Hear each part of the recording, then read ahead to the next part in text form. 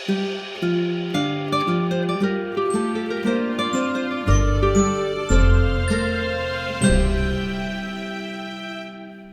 back once again to Adventures in Theater History. This episode is the second of a two-part narrative about the newspaper editor and actor John A. Arneaux, a.k.a. the Black Booth. If you haven't heard part one yet, you're welcome to listen, of course, but I would think you'd want to go back and find part one first, and that will make part two much more enjoyable for you. But if you're a regular listener to the podcast and you're all caught up, great, here we go. I'm pleased that once again we have Philadelphia actor Aaron Bell to provide the voice of John A. Arneaux, and we have several other guest voices from the Philadelphia theater community of the present day as well. I will give a complete list of credits at the end of the episode. When we left the story, Arneaux had just announced in his newspaper at the end of November 1886 that he was going to do a star turn in Shakespeare's Richard III at Philadelphia's enormous grand theatrical space, the Academy of Music, for one night only at the end of January 1887, and that he was going to bring several members of his own group of supporting actors, the Astor Place Tragedy Company, down to Philadelphia, where they would be joined by a group of Philadelphia actors, the Standard Acting Company. At long last, at the age of 32, Arneaux's star was in the ascendant.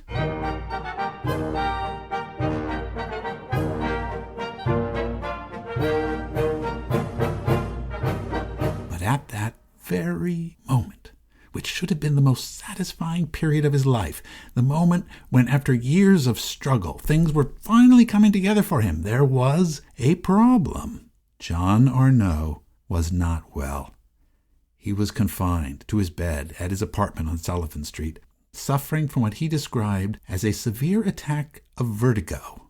He stayed home from the office of his newspaper, the New York Enterprise. Then, early in the morning of Saturday, December 4th, 1886, disaster struck. A fire broke out at the Enterprise at 156 6th Avenue in Greenwich Village, right in the newspaper's composition room.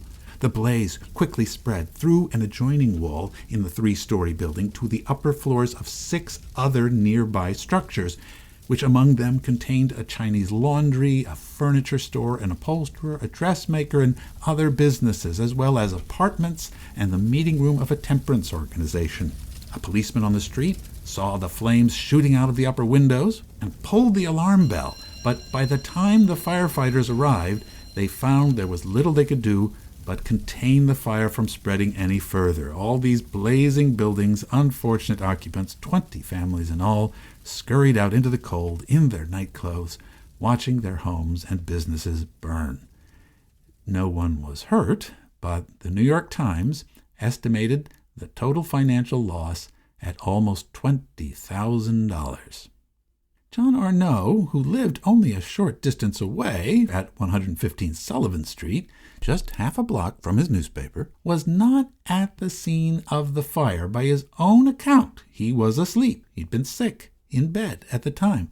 So it wasn't until the next day that he learned of his newspaper's building being completely destroyed, including his offices, an upstairs meeting hall, the composing room, and the archives. This fire, presumably, is why so few examples of Arneaux's writing for the Enterprise exist today. His articles and editorials only survived if they were quoted in other newspapers or were preserved in some collector's scrapbook.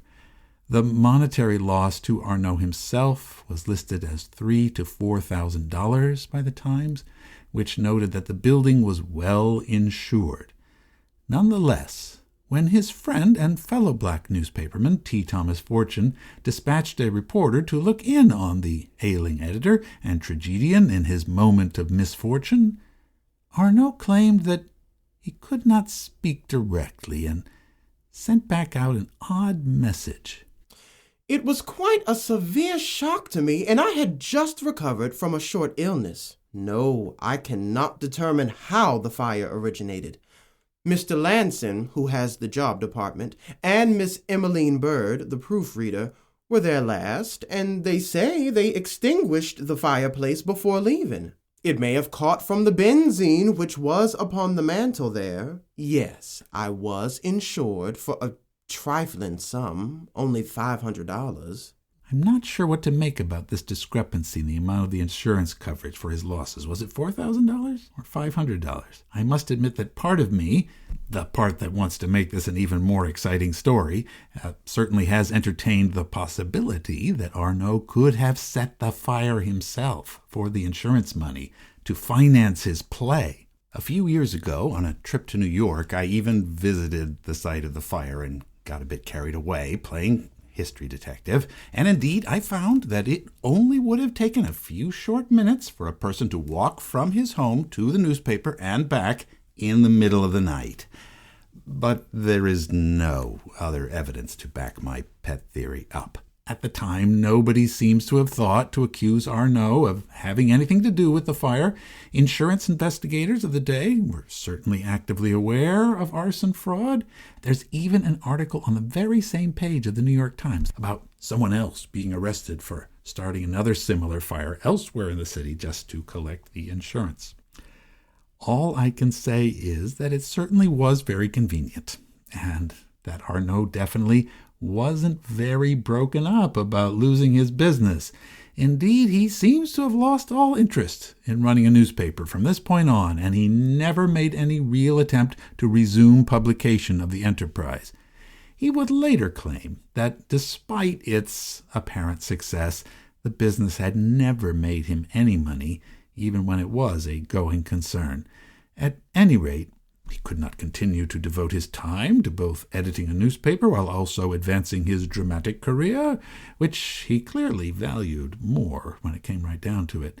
Indeed, as he later said peevishly to another inquiring reporter, he had never had enough readership amongst New York City's black population to make the venture truly profitable. People ask me wherever I go, when will you start the enterprise again? My answer is, when you make up your minds to support it and I am let off. I love my race and I would necessarily go through fire for it. But to torture and eventually sacrifice yourself in the interest of the race, as some have done, while the race laughs and calls you a fool, is it indeed not folly? It is difficult to explain how he could have survived such a financial blow as losing his paper if it was indeed underinsured and he'd been losing money all this while running it. Maybe the box office from his previous performances of Shakespeare in New York had been lucrative enough to cushion him, or perhaps he'd found some other financial backers. Certainly, for the next 2 months after that fire, he was able to devote himself totally to what must have been complex preparations for his Richard III in Philadelphia. And for this part of his endeavor, we do have evidence that he had one definite stroke of good luck. The touring company of the English-born actor Frederick Ward had come through Philadelphia in November 1886, and Ward played for a full week at the Academy of Music. He did pretty good business, and like many old-style actor-managers, Ward had appeared in a range of classical roles, including, naturally, Richard III, but Richard wasn't Ward's strongest role. All the critics agreed about that, and he'd only played it once at the Academy on a Tuesday, and then evidently quietly dropped it from his repertoire for a while. Ward put his Richard III sets and costumes and props into storage in Philadelphia and continued on with his tour to other cities. Arneaux had seized the opportunity to rent these sets, props, and costumes from Ward for his own night of Richard III a couple of months away, and Ward's costume stock, enough for a full company of actors, which had been advertised as new and brilliant and historically correct, were happily collected by Arneaux and his local producers. Arneaux did also use his expertise in journalism to set about a public relations campaign, drumming up interest and pride in the African-American communities in Philadelphia and elsewhere for Shakespearean theater.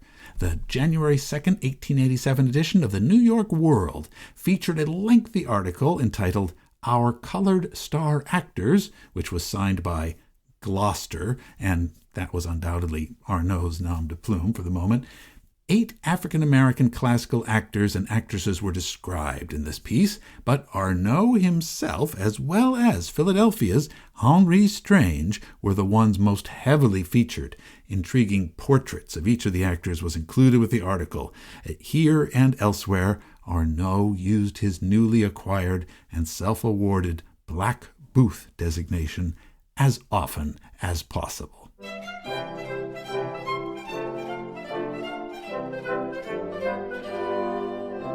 Meanwhile, down in Philadelphia, the Standard Dramatic Company, the city's own African-American semi-professional Shakespearean troupe, was working hard on their own preparation for the big night at the Academy. With about a dozen or so regular members over the previous few years, the Standards had slowly built up their local reputation, performing scenes and selected speeches at black church fundraisers and concerts. Having no regular rehearsal space of their own, they practiced their parts in their apartments in the neighborhood near South Street. The previous May, they had presented a fully staged version of Othello at the small Arch Street Opera House, although since this venue was far from the neighborhoods where most of their natural audience lived, they had to entice attendees by charging only 10 to 30 cents for the tickets. A close-knit group, some of them were in fact family to each other. The young Henri Strange acted Othello, while his sister, Miss Flora Pedro, played Emilia. So, who was Henri Strange, now being billed as Philadelphia's leading black classical actor? Well, as a boy, Richard Henry Strange's parents had brought him and his siblings to Philadelphia from Virginia in the years just after the Civil War, seeking better opportunities and educations for them.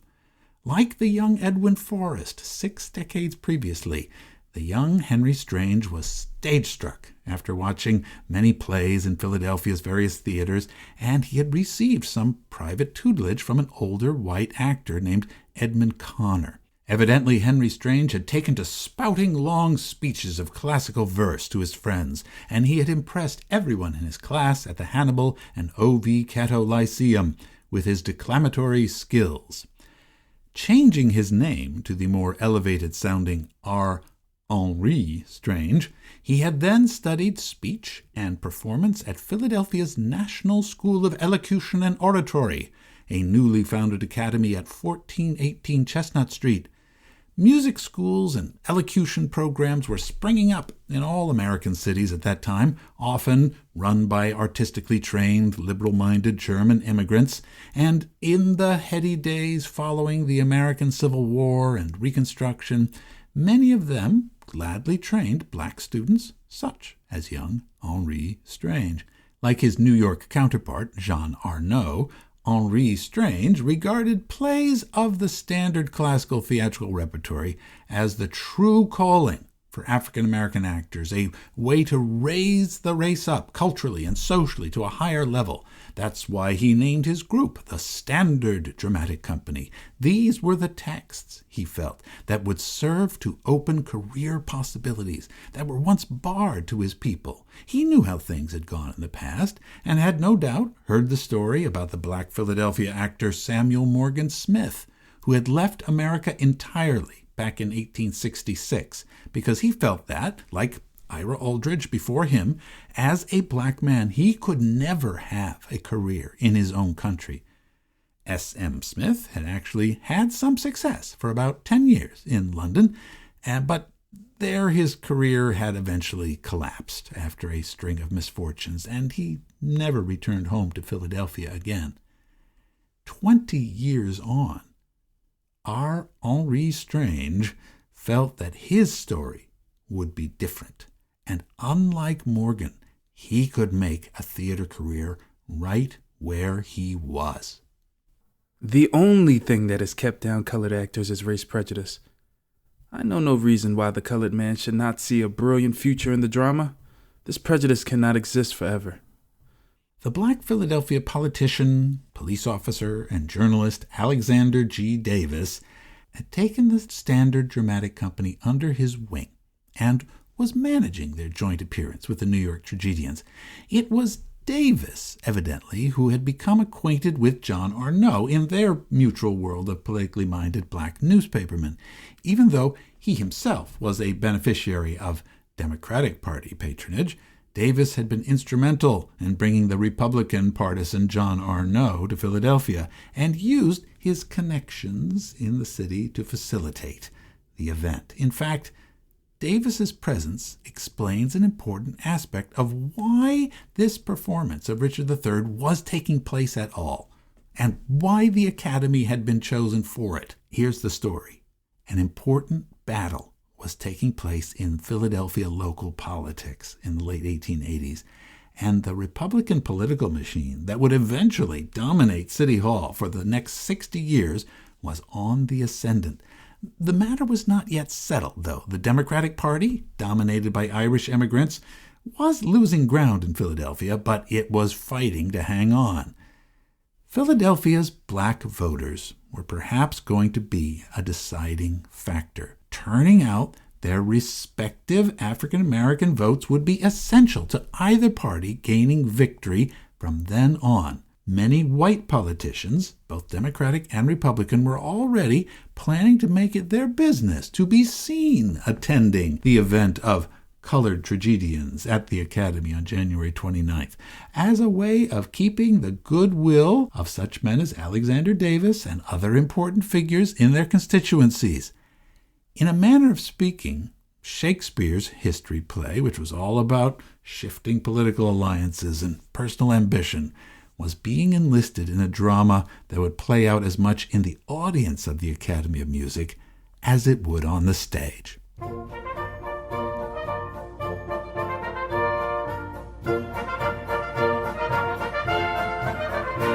Having arrived in Philadelphia in late January to finalize preparations for the biggest day he had ever known as an actor, John A. Arneaux was staying at some very nice accommodations, the Continental Hotel at the corner of 9th and Chestnut Streets.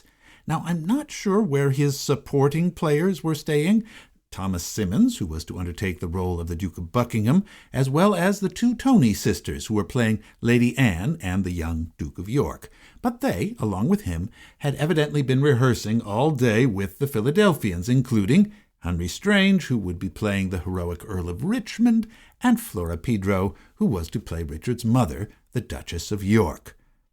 On the evening of Friday, January 26th, a reporter from the Philadelphia Press knocked on his hotel room door and secured an interview. Arneaux answered the reporter's questions confidently. However, he seemed aware that rehearsals with his newly combined company during the day had perhaps gone a little unsteadily. I think I can safely promise you a good performance, but you must overlook some crudities, as it is hardly possible for people who have only been playing at intervals to give as smooth a performance as those who tread the boards every night. Is your version of Richard any different from Colley Cibber's? Yes, I have made a number of alterations for what I think its improvement. Have you any favorite scenes? The two which I like best are the dream scene and the last part of the play where the humpbacked king is killed. I have given a great deal of study as to how cripples walk, and whenever I see one, I follow him for blocks, noticing his every movement. Finally, ushering the reporter out, Arneaux's head must have been filled with the thoughts of the myriad of details and demands of the coming day. A military ball was being held at the Academy of Music that Friday evening and would last late into the night, clearing away the parquet dance floor, loading in the sets he had rented from Frederick Ward, distributing and fitting costumes to the company, and the final staging rehearsals of Richard III would all take place within a few crowded hours on Saturday afternoon. However, the hustle and bustle of Saturday's activities went unrecorded in any extant source that I can find, and the next we hear of Arneaux, the hour of the performance, 8 p.m., had finally arrived. A reporter from a major newspaper, the Times of Philadelphia, was on hand at the Academy of Music preparing a planned feature article for its Sunday edition.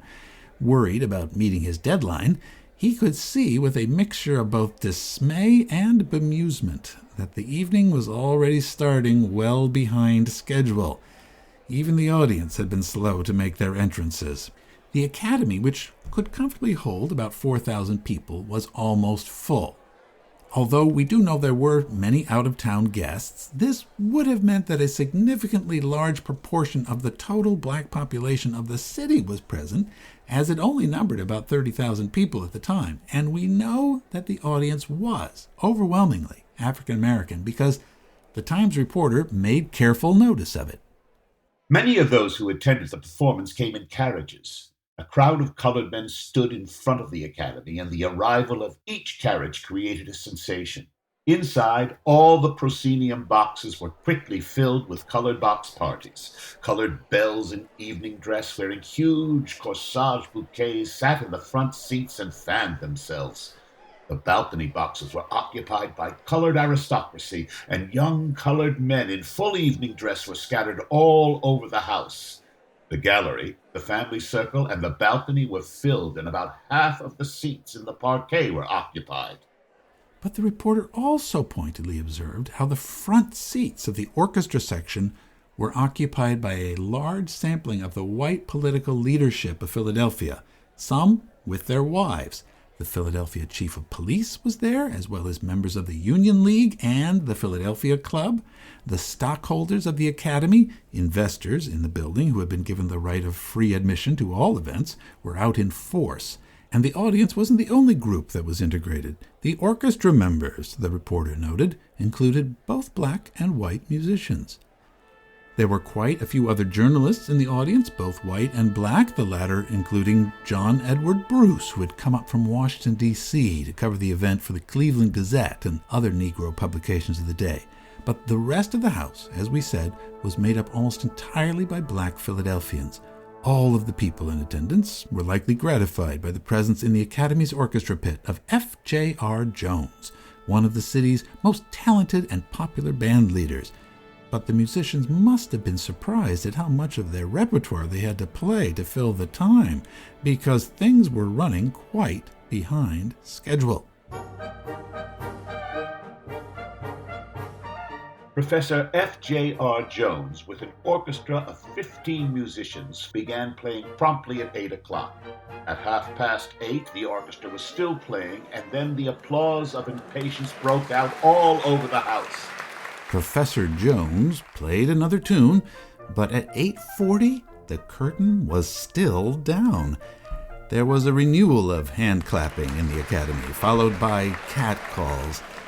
No doubt Arneaux and the acting company backstage, who were likely still making some last-minute costume and staging arrangements, were aware of the impatience out in the house. Professor Jones played yet another tune, and the crowd of men and boys way up in the gallery began patting juba with their hands to keep time with the music, the colored aristocracy, as the reporter had termed them. Down in the family circle, who disliked this sort of common behavior, hissed their disapproval.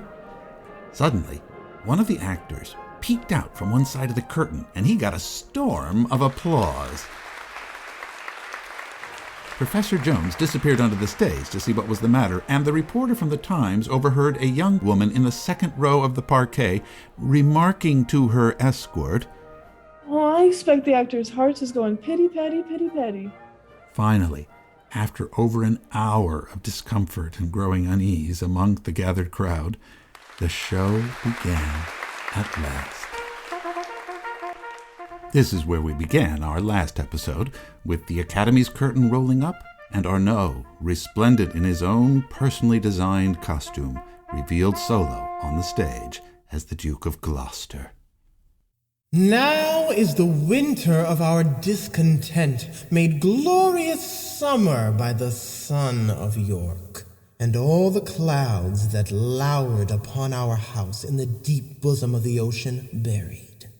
Arneaux had a clear voice and a good concept of character, thought the reporter from the Philadelphia Times, although he was a bit startled by the way Arneaux moved about the stage. The character of Richard III, as is well known, has a withered arm and a humpback, and actors of the day would typically hunch over and drag one leg while walking.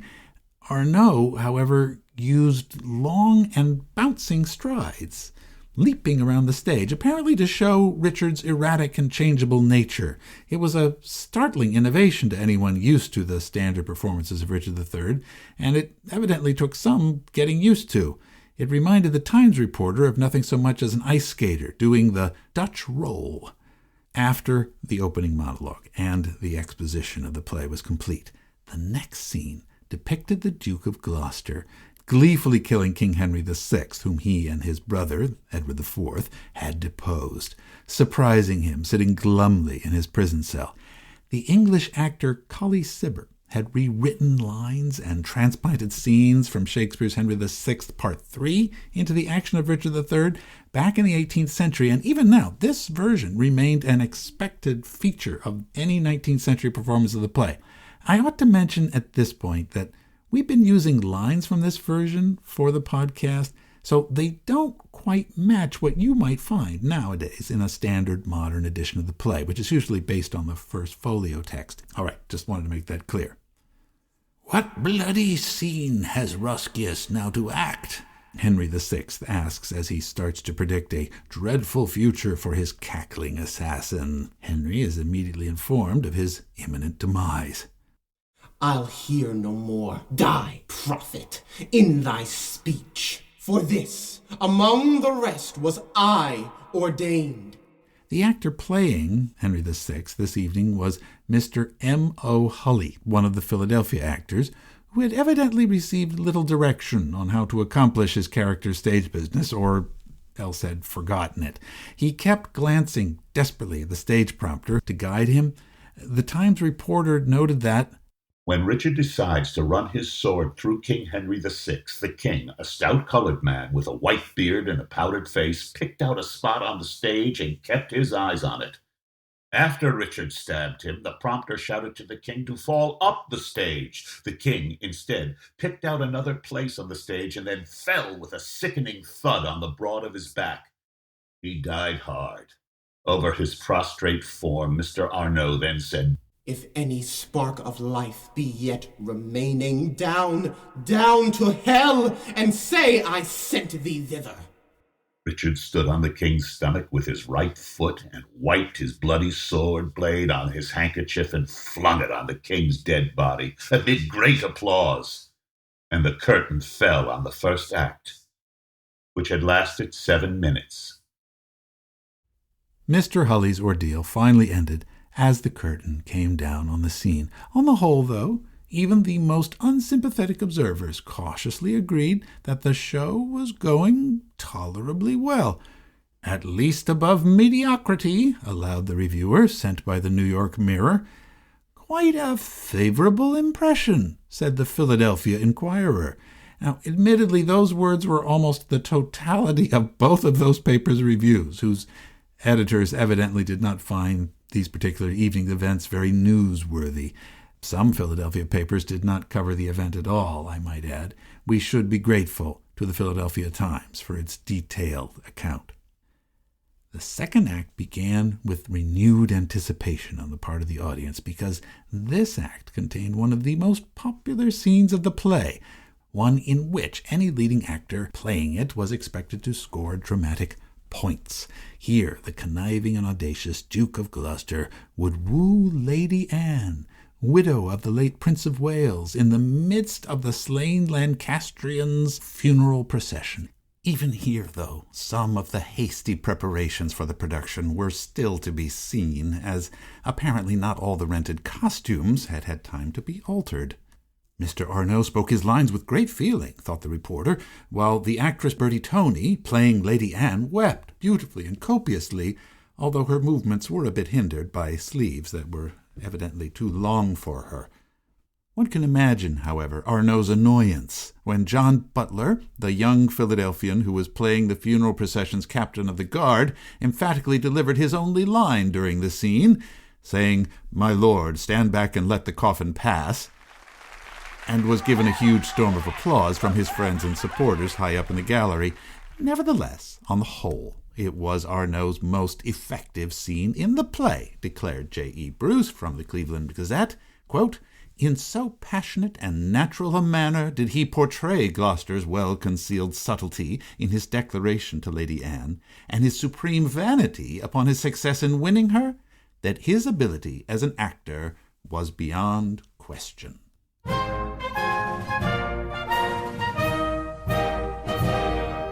Next came the play's central scenes, where Gloucester manipulates events after the death of his brother, King Edward IV, killing his little nephews who were imprisoned in the Tower, and triumphantly seizing the English throne for himself. It was at this point in the play, unfortunately, that the reporter from the Philadelphia Times had to leave the theater to meet his paper's deadline and file his story. As much as we might regret losing his fine eye for detail hereafter, we can glean from the somewhat more spare account of the reviewer J.E. Bruce, who stayed for the whole show, that the actor Thomas Symonds, playing Richard's ally, the Duke of Buckingham, acquitted himself especially well during the middle acts. Then came Arneaux's favorite scene, in which King Richard's dreams were haunted by the ghost of Henry VI. Mr. Hully, again, no doubt wearing even more powder on his face. In Shakespeare's original text, a succession of several ghosts, all representing murdered victims of King Richard, appear to him. In Arneaux's version, perhaps wisely, it was reduced to just one. Arneaux then went backstage to make his final costume change into his battle armor, a procedure for which he had rearranged the scenes in the play in order to leave sufficient time.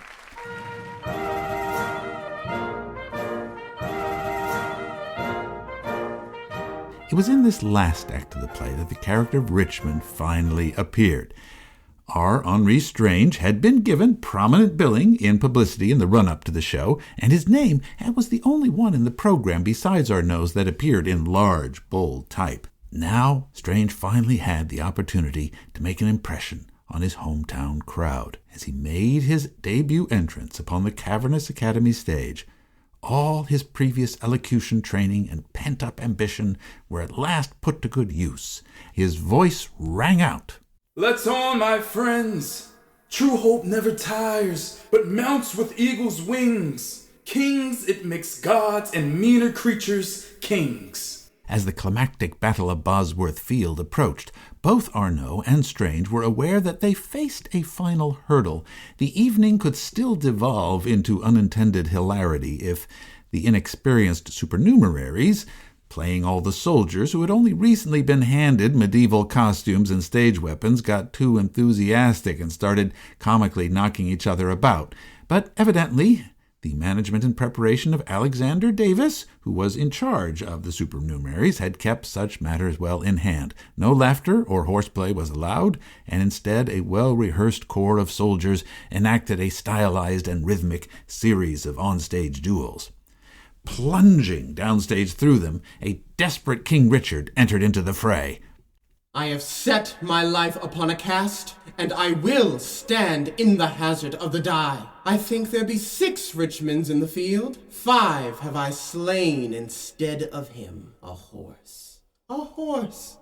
My kingdom for a horse." Strange as Richmond entered from stage right, and the scene was quickly cleared of all other combatants. "One or the both of us. The time has come." They fought, and down fell the usurping Yorkist, leaving the field and the kingdom to Richmond as the founder of the triumphant coming Tudor dynasty. The play then ended on a properly dignified note. Now, true, John Arneaux had cut almost all of Shakespeare's final speech for Richmond to say, leaving Strange only the brief one-line proclamation. "Hark! The glad trumpet speaks the fields our own."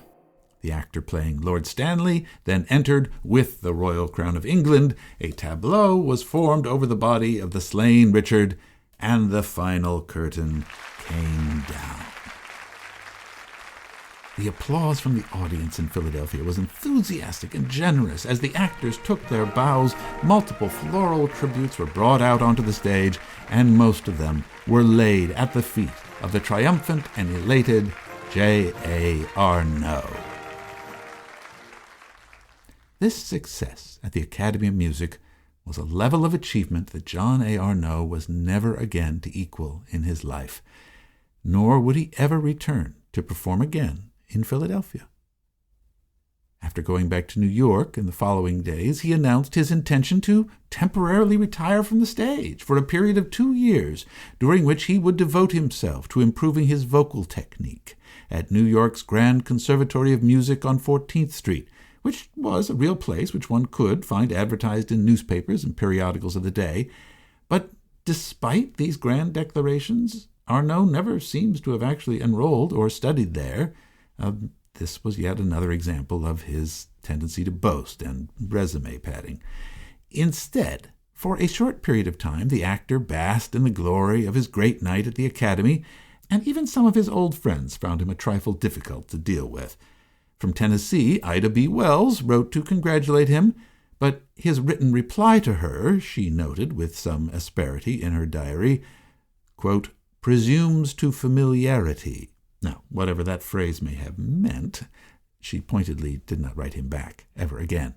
Arneaux also attempted to capitalize on his fame by publishing and selling his own acting version of Richard III. Well, Edwin Booth had done the same thing after all, so why not him? In his introduction to the text, Arneaux wrote, if an amateur wishes to play tragedy, he should not hesitate to undertake Richard III. In the adaptation of this play, my sole object was to render it suitable for the drawing room as well as the stage. That is, by taking out any rough Shakespearean language or difficult staging, he evidently hoped to make it more palatable for the respectable tastes of the rising black middle class. The book was priced to the public at 25 cents a copy and was available only by writing to him at his address on Sullivan Street. Photographs of Mr. Arneaux in costume can also be had at the same price, or the book and picture at 35 cents. It's unknown how many of these books were actually sold, or indeed whether he profited from this venture at all. The photographs of Arneaux in costume as Richard III have been lost, but the book itself did include another striking portrait of him in formal clothes, his mustache waxed and so sharply pointed that it extended beyond his ears. It was printed with a facsimile of his signature. He who strives to reach the summit of excellence is the happy possessor of a noble ambition. Yours for the drama, J.A. Arneaux.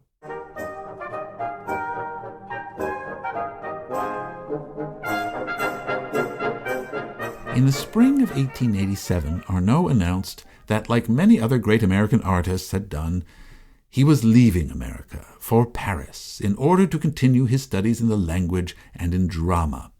A fundraising farewell testimonial banquet and reception for him was organized by the Manhattan League, a group of eminent black New Yorkers, and it is possible that it was for this occasion that the well-known portrait of Arneaux that we talked about in the last episode, in the form of a classical bust, was created and was displayed. During the ceremony, Harriet Vinton Davis, Thomas Simmons, and Bertie Toney performed with him again in selected scenes from Shakespeare, and Walter Craig's orchestra was on hand to play an original composition called The Arneaux Triumphal March. Unfortunately, it seems that this grand event did not bring him either the needed financial or psychological resources that he truly required, because shortly afterwards Arneaux again suffered some sort of physical or mental breakdown. He spent the summer recuperating at a Catskill resort, where his presence, and remember he was a bit of a celebrity by then, made quite an impression on other guests. He was strangely reluctant, however, to make his oft-announced voyage to France, but instead he kept putting it off, repeatedly making known his availability for plays, readings, or recitations from his repertoire. A classified ad in August of 1887 read, Mr. J.A. Arneaux can be engaged for a limited number of Shakespearean performances previous to his departure for Paris, France, which will occur in the latter part of September. Contracts made with responsible parties for September only. But he did not leave in September. On October 1st, 1887, we find another ad. For special reasons, Mr. J.A. Arneaux will not go to Paris this fall, as has been announced.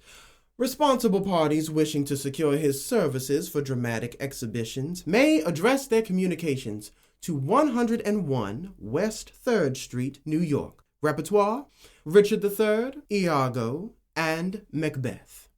Indeed, he played Iago in Baltimore in late December of 1887, his last recorded public performance. Finally, Arneaux did leave America, but not for France. In 1888, he went north of the border to Canada, where he stated he hoped to find some relief or treatment from the illness which was evidently still plaguing him. His periodic announcements, which appeared in newspapers, were getting increasingly puzzling and grandiose. J.A. Arneaux of New York is now in Montreal, Canada, where he intends to remain until June. Mr. Arneaux has been suffering the past year from vertigo, for which reason he went to the Catskills last summer. Still suffering, he resolved to try the Canadian climate. Mr. Arneaux will reside in Montreal until June or July, then return to New York, where he will remain until after the presidential campaign, after which he will go to France, where he intends to devote 1 year to the study of the drama. He will then, if possible, arrange with either Dumas or Sardou to furnish him with a tragedy. While the play is being written, he intends going to Germany, Italy, and Spain, where he will devote 6 months in each place to the study of languages and the drama.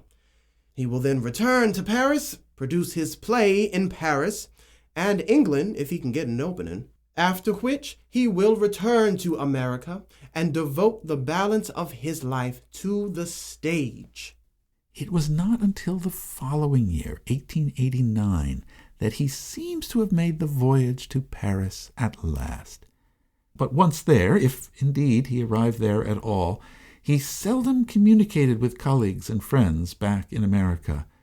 Cryptic and contradictory announcements regarding his plans and movements would occasionally appear in American newspapers in articles published by friends and colleagues, but eventually these too ceased.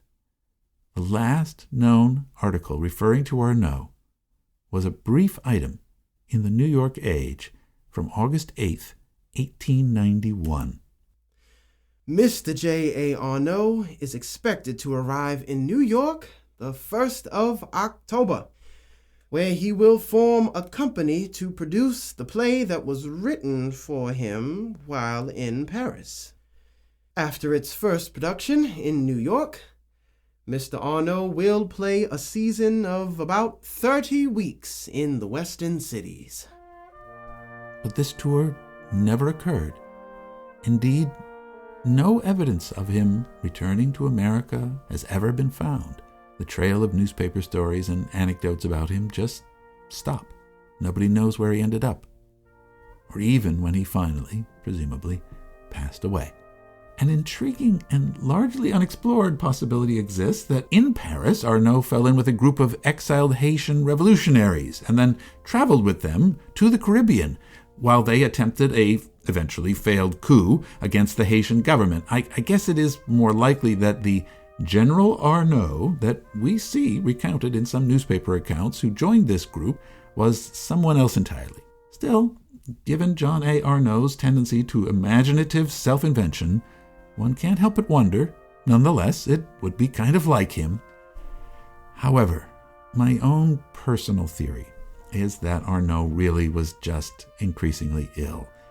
Perhaps he never came back from France because he was lost to whatever disease was plaguing him. Or maybe because at some juncture even he couldn't convince himself of the truth of the American mythology of endless personal possibility, and even his own dreams of theatrical success didn't ring true to him anymore, and he just no longer saw the point of coming home.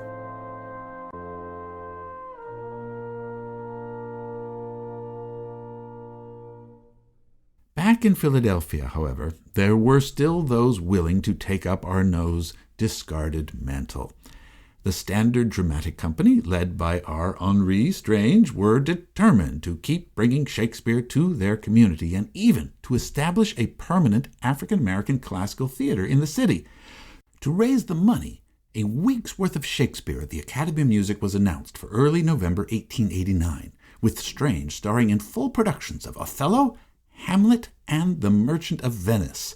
A tour of the country was announced to follow, but evidently, the company had trouble closing the deal for their ambitious plans because most black business leaders, who would have been their source of funding, remained unconvinced that the success of Arneaux's Richard III could ever be repeated.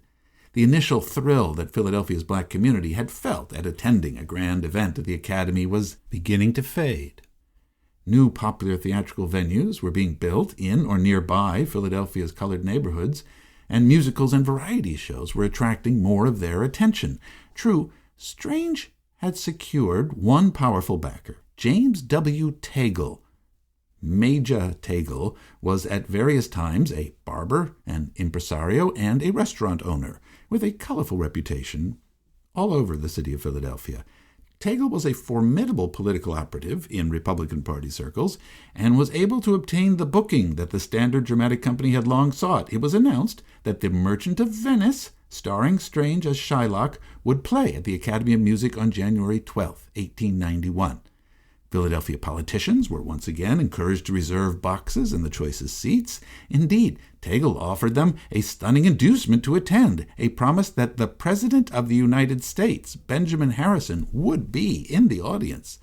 Furthermore, he announced that proceeds from the evening would go towards building a new theater, one explicitly owned and run by black businessmen like himself and catering to the African-American community. Tagle had even put a bid on a site at 13th Street below Pine and was having an architect draw up the plans. But the evening, when it came off, went only moderately well and was far from the triumph they were hoping for. Most disappointingly, President Harrison did not show up, after all, and that poor turnout for The Merchant of Venice evidently gave other possible investors further doubts. Nevertheless, in a final effort to rally support for the project, Major Tagle doubled down and booked the Academy of Music once more on May 20th. This time, Henri Strange would himself play the role he had watched John Arneaux do 4 years previously, Richard III. The preparations for this Richard III were even more elaborate than they had been for Arneaux's, and the grandiose language of the promotional material now seems familiar to us, perhaps. Thomas Fitzgerald, the longtime publisher of the penny paper, the Philadelphia Item, had joined forces with Major Tagle and described the show as a benefit for Strange, quote, prior to his departure for Europe, which was to have a cast of, quote, 100 colored artists. No expense would be spared, it said, and the play would be presented, quote, in the proper manner, and the costume, scenery, and effects will be historically correct. They always liked that in the 19th century, historically correct costumes. Half of the total receipts of the evening would go directly to the fund to build the new theater on 13th Street, it was promised. But, once again, the representative audience did not come. Tagle had badly miscalculated the situation. Without a famous actor, and with tastes beginning to change, they could not successfully draw crowds to a local production of Shakespeare anymore, even at the Academy of Music. And despite all the political favors Tagle tried to call in, the audience who came to see Strange as Richard III was quite thin, and the reviews were tepid, polite, and brief. He won the unmeasured applause of the audience. Miss Flora Pedro made a good Lady Anne and shared the honors of the evening with the star, was all that the reviewer for the Philadelphia Times had to say. Other papers did not even publish a review, perhaps out of kindness or from fear of offending Tagle. The project of founding a black classical theater in Philadelphia was a doomed effort. Even Tagle finally had to admit it, and he gave up, and the Standard Dramatic Company was completely disbanded. Henri Strange evidently felt the disappointment of this failure keenly and took to his bed in his tiny apartment for several weeks. But theater people are often amazingly resilient. 2 years later, our Henri Strange was back on the Academy stage, playing scenes from Hamlet, an evening billed as Music versus Tragedy, a benefit performance for the Bethel AME Church. And in May of 1894, he again made an appearance in the city, playing Shylock in The Merchant of Venice, along with a comic farce entitled A Woman Won't. He even tried for a period using Arneaux's old moniker of the Black Booth. Arneaux hadn't been heard from for years by that point, so, why not? Even Edwin Booth himself wasn't around, as the great actor had passed away in 1893 after a sad decline in his health in his late 50s.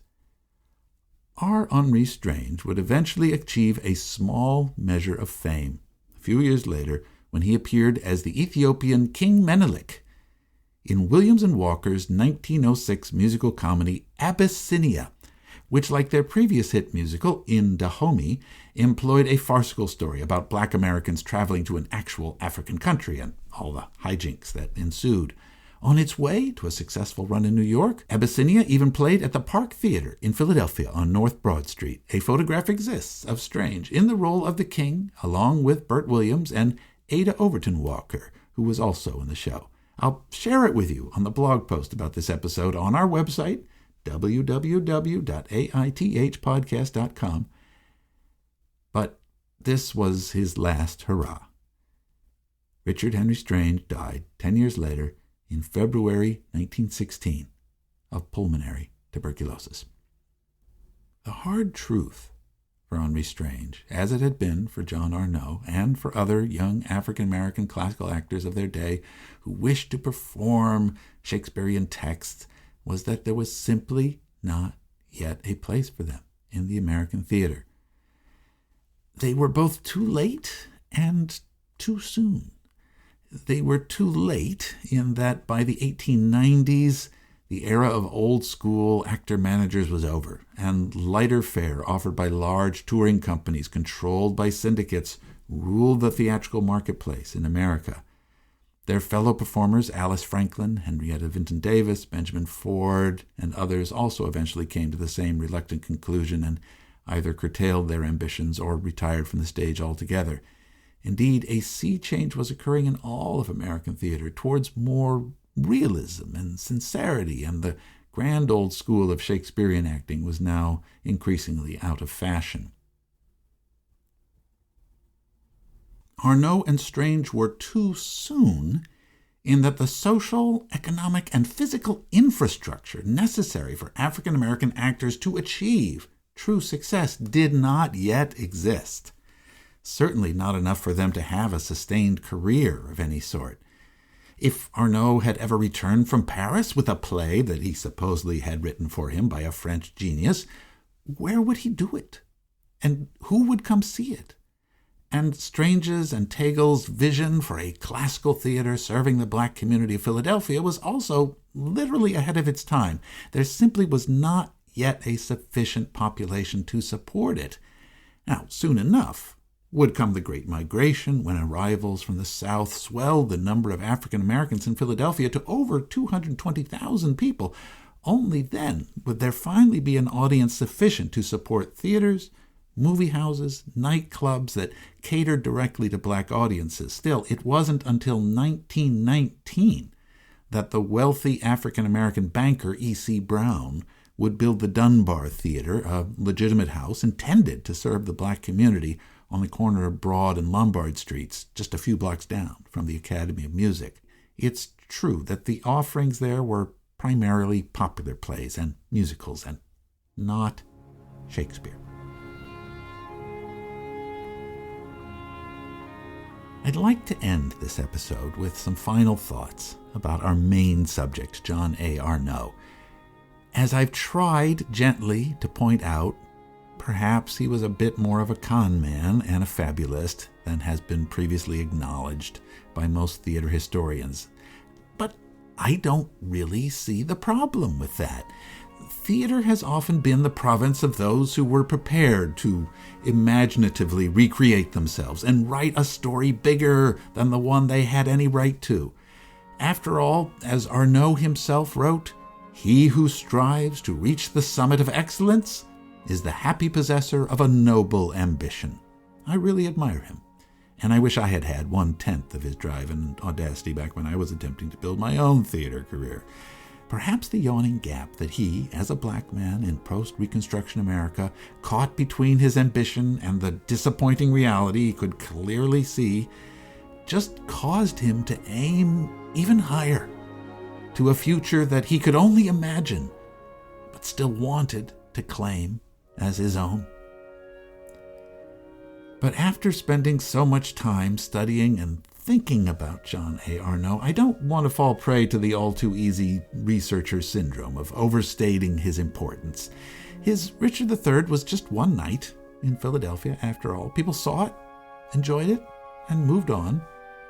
Nevertheless, he, along with other black actors of his day that we've mentioned, like Ira Aldridge, Samuel Morgan Smith, Henrietta Vinton Davis, the Hyer Sisters, or others that we haven't talked about here, like Hurley Bavardo and Powhatan Beatty, did make an impact. They really did. As the saying goes, elevate the race. People took pride in them and felt like they had made some space. They'd created possibilities. They'd made something that could be built upon afterwards. Now, obviously, Henri Strange's confident assertion back in the 1880s that race prejudice in America would eventually pass away was just never going to happen. We all know that by now. But still, something moved. Things did change and kept moving on. Not as much as we wanted to, but every time it does, it feels right. In the year 1916, right after Henri Strange had passed away, the black newspaper, the Indianapolis Freeman, published 2 sentences about him that really struck me when I came across them, and which I put away right at the end of my files for all my clippings about this topic. Here it goes. Quote, "The renaissance of the Negro in drama is here. Ira Aldridge, Hurley Bavardo, R. Henri Strange, J. A. Arneaux, and others from their dwellings across the mysterious river are smiling their approval."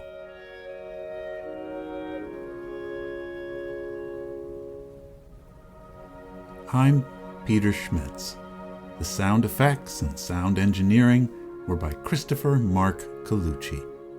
Our guest voices in this episode included Aaron Bell as John A. Arneaux, Bill Van Horn as the reporter, Davon Johnson as R. Henri Strange, and Journee Lutz as the young woman in the audience. Much of the band music that you heard throughout the episode was from the album The Music of Francis Johnson and his contemporaries, early 19th century black composers, performed on original instruments by the Chestnut Band Company and Friends. Diane Monroe violin, conducted by Tamara Brooks. Although that last clip there was, of course, the second movement from the new World Symphony by Antonin Dvorak, recorded by the Philadelphia Orchestra, conducted by Eugene Ormandy in 1956 at the Academy of Music. Thank you for listening and for your kind attention. Next time, we will complete our exploration of 19th century theater in the Quaker City and bring Season 1 of our podcast to a close. Join us again on another adventure in theater history, Philadelphia.